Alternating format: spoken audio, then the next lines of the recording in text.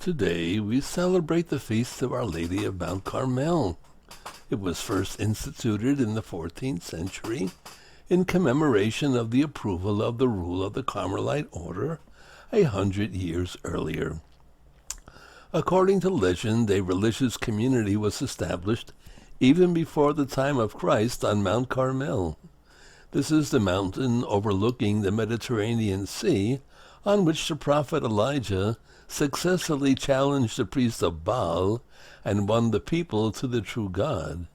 The Feast of Our Lady of Mount Carmel entered the calendar of the Universal Church in the early 18th century. Although there is no historical evidence for the pre-Christian Carmelite community, references in the 12th century record a community of monks on the Holy Mountain. Despite continual difficulties, the community built a monastery and church dedicated to the Virgin Mary on Mount Carmel in 1263.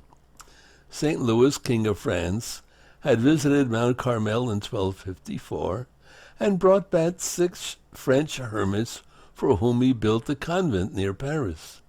Mount Carmel was taken by the Muslims in 1291, and the brothers were killed and the convent burned. The spread of the Carmelites in Europe is largely attributable to the work of St. Simon Stock. He died in 1265. The Carmelite order was formally approved in 1274 at the Council of Lyon. The scapular of Our Lady of Mount Carmel, according to the Carmelite tradition, was presented by Our Lady to St. Simon Stock, the then Father General, on July 16, 1251. Our Lady gave St. Simon a scapular for the Carmelites with the following promise, saying, "Receive, my beloved son, this habit of thy order. This shall be to thee and to all Carmelites a privilege, that whosoever dies clothed in this shall never suffer eternal fire. It shall be a sign of salvation, a protection in danger, and a pledge of peace." Another important aspect of wearing the scapular is the Sabbatine privilege. This concerns the promise made by Our Lady to Pope John XXII. In a papal letter he issued, he recounted a vision that he had had. He stated that the Blessed Virgin had said to him in this vision concerning those who wear the brown scapular, "I, the Mother of Grace, shall descend on the Saturday after their death, and whomsoever I shall find in purgatory I shall free, so that I may lead them to the holy mountain of life everlasting."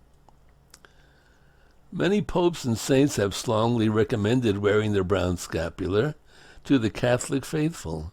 Pope Pius XII said, "The scapular is a practice of piety which by its very simplicity is suited to everyone and is spread widely among the faithful of Christ to their spiritual profit."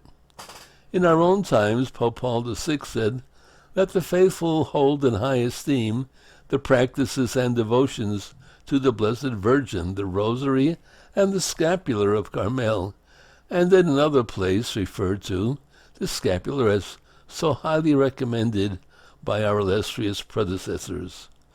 According to church tradition, there are 3 conditions necessary to participate in the privilege: wear the brown scapular, observe chastity, and pray the rosary. In order to receive the spiritual blessings associated with the scapular, it is necessary to be formally enrolled in the brown scapular. The enrollment is made only once by a priest or authorized person. The scapular can be replaced afterwards by a medal, which has on one side the image of the Sacred Heart of Jesus, and on the other the image of Mary. So, there you go, Our Lady of Mount Carmel. Honor her all the time, because as the saints used to say, De Maria nunquam satis. You can never say enough about Mary. Now, isn't that the truth?